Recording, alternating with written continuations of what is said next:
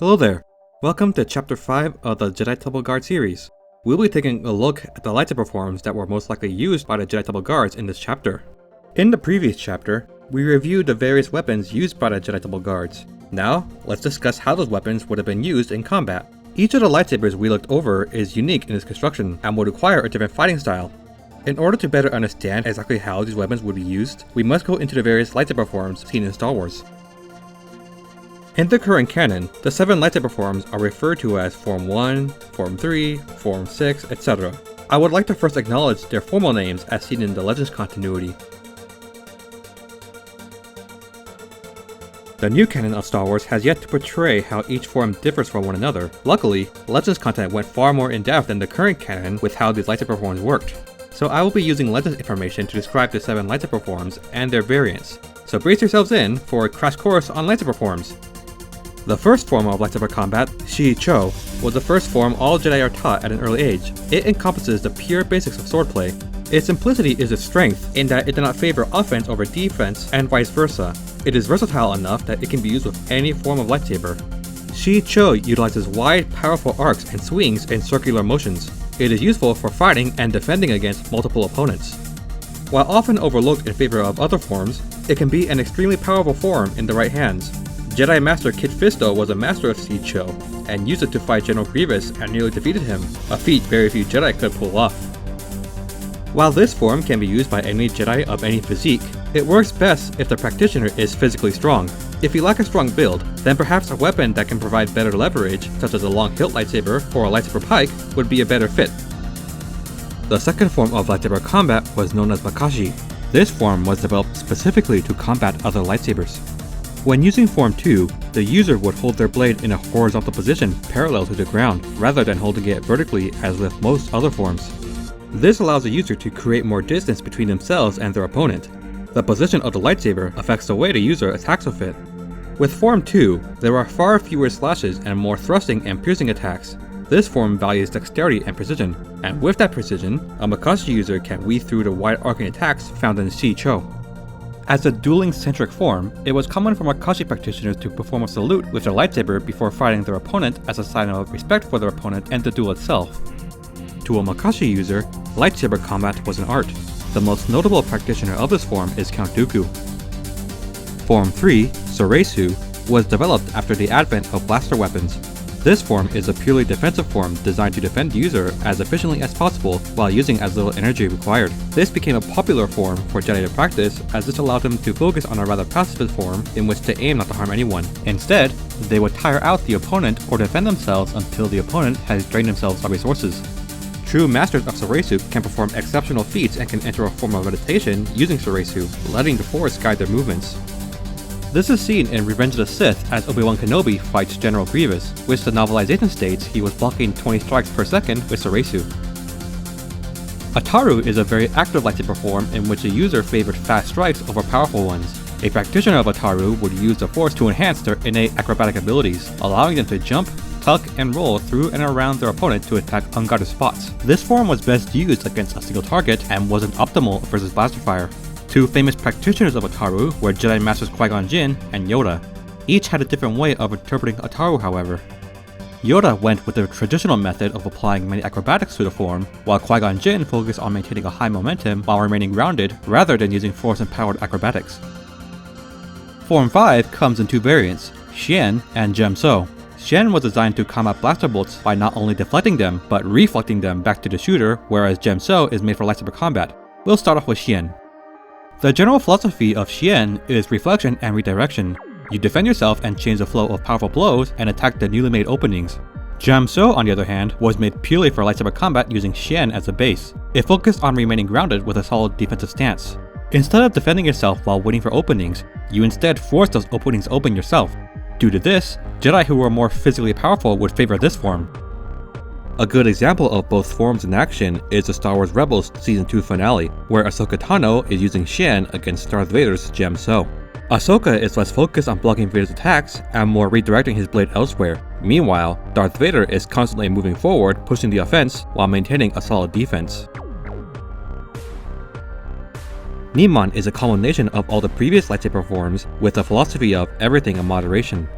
Nimon had no significant weaknesses or advantages, and it also required fairly lax training sessions due to this form being heavily improvised. Due to this, Nimon was often the form used for handling 2 or more lightsaber blades, such as dual-wielding sabers, or wielding a saberstaff, or sometimes both. Along with improvisation, Nimon practitioners would often work in force abilities into their lightsaber combat with Nimon. Such force abilities were relatively harmless in nature due to the Jedi relying on using the force for defense rather than attack. But this did not mean they didn't use it for offensive purposes when needed though. One Nimon maneuver is Draw Closer, where a Jedi will force pull a target directly into the lightsaber. The effectiveness of Form 6 is dependent on the user's knowledge of all previous forms and their ability to adapt to the situation. It is in my opinion one of the more underappreciated forms and could use more love in the series. Who knows? It appears that Cal from the upcoming Fallen Order game is using Nimon. Maybe it's Nimon's time to shine? Only time will tell. Form 7, Juyo, was similar to Form 6 in that it utilized aspects of all previous forms. However, it drops all the defensive aspects of those forms and chooses to keep all the offensive portions of them. In order to truly use Juyo, a Jedi must immerse themselves into the battle and use the thrill of the battle to fuel their movements. Due to the philosophy of Juyo being counterintuitive to the peaceful Jedi philosophy, knowledge of Juyo was restricted within the Jedi Order, with only highly disciplined masters being able to learn this form. Jedi Masters Mace Windu and Sora Bulk worked together to create a new lightsaber form in which they could safely channel their aggression. This resulted in the Form 7 variant, Vapod. Vapod was exceptionally fast when compared to Juyo. Those with untrained eyes would only see a ball of light encompassing the Vapod practitioner. Not only does Vapod release the user's own aggression into the battle, it also sends back dark side fueled abilities to the caster. Mace Windu did this with Palpatine during their battle, causing the lightning to reflect the Palpatine and causing a feedback loop that progressively got stronger. Now that you're familiar with the 7 lightsaber forms, let's talk about the Temple Guard weapons and which forms they would be compatible with. A plus or a minus sign indicates if the weapon would greatly favor the form or barely gets away with it, respectively. Let's start with the most iconic weapon, the Jedi Temple Guard Pike. I see this weapon being compatible with forms 1, 3, 5, 6, and possibly 7. Since the Jedi Temple Guard Pike is less of a pike and more of a saberstaff variant, it will follow the same rules as a saberstaff.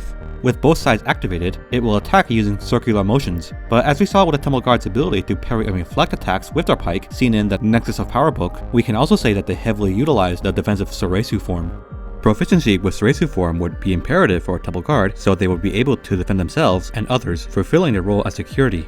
But by nature, the Saberstaff is an offensive weapon meant to quickly attack an opponent. This is where Legends content comes into play.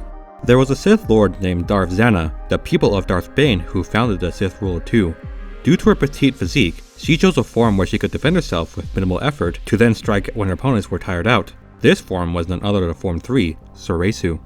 The lightsaber Darth Zana constructed was a double-bladed lightsaber. A unique trait of the Saberstaff was that it had shorter blades than usual. These shorter blades sacrificed reach and leverage in favor of speed and maneuverability.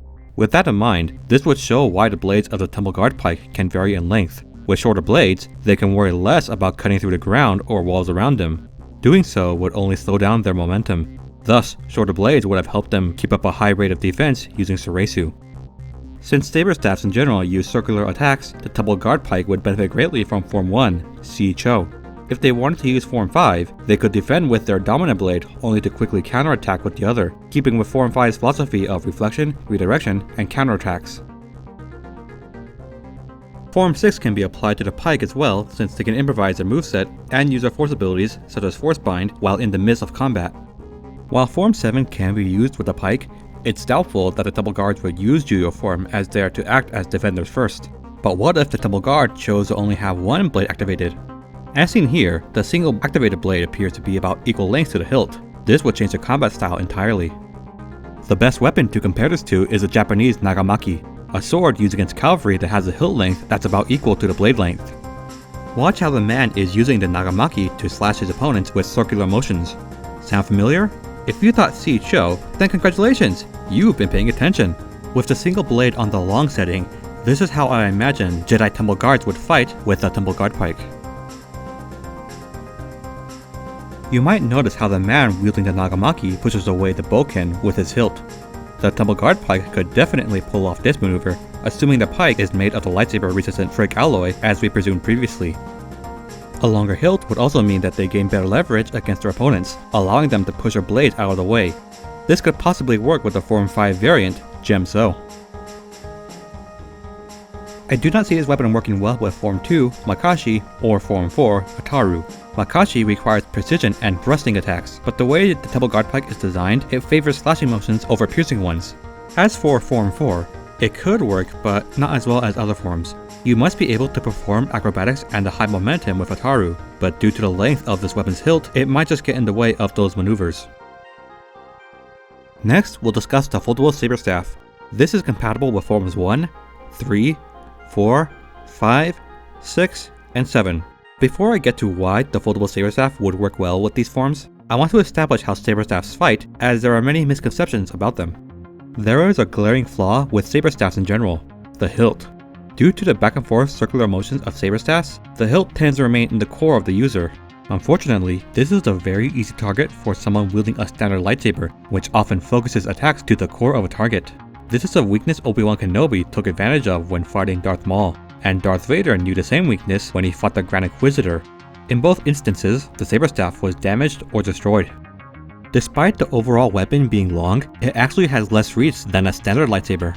This is because if both blades are activated, you have to move the blades around your body to swing. While this is not an issue with a single-bladed lightsaber, a standard lightsaber has more reach than a Saberstaff in practice due to the lack of this limitation. The most common mistake people make is that they see a Saberstaff, they think that it must fight like a staff. This is not true. It's more akin to a cicada wing blade. With a staff, you can change your hand position to change your leverage, but with a Saberstaff, you can only grip the hilt, which has a length of 2 feet. It's not a lot of space to apply more leverage, as it favors more circular motions when both blades are on. Now if you had a Saberstaff with a really long hilt with 2 Shoto blades on each end, that would be a totally different and totally awesome story.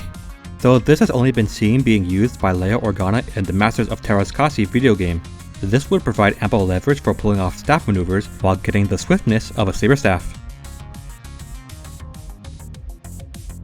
That aside, let's get back to the task at hand. I just felt it was important to establish the previous information as few people cover it. The Saberstaff would do well with Form 1, as the blades on both sides would work exceptionally well with Form 1's circular movements. The Saberstaff's long hilt would make it uncomfortable to apply the thrusting maneuvers of Form 2 due to a different center of balance than a single-bladed lightsaber. As mentioned earlier, Form 3 can work with a Saberstaff, but it's not ideal. Many Saberstaffs are not lightsaber resistant and can be easily destroyed. However, as seen in Star Wars Rebels, the Saberstaff can work very well with Soresu, assuming they turn off one blade, using it in single blade mode. Though it just shows how much better it is to use a single bladed lightsaber for Form 3's Soresu than a Saberstaff. It is unknown if the Temple Guard Foldable Saberstaff is made of lightsaber resistant materials like we proposed with the Pike. Unlike the Pike, however, the Saberstaff might be better able to work with Form 4 as there is less hilt in the way of pulling off acrobatics. With Form 5 and Saberstaffs, the user would be better off with the Xian variant as they have less leverage than the Pike. They could redirect the opponent's blade to quickly follow up with an attack from their secondary blade. A Saberstaff could work with Form 6 for the same reasons listed with the Pike.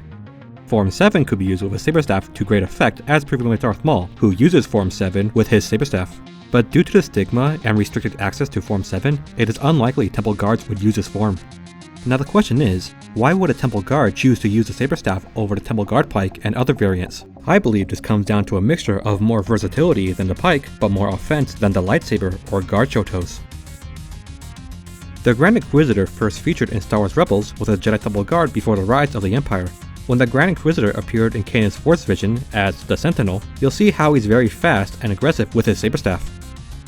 Not only this, but he also turns off the secondary blade when it is not needed. This right here is extremely intelligent use of the Saberstaff.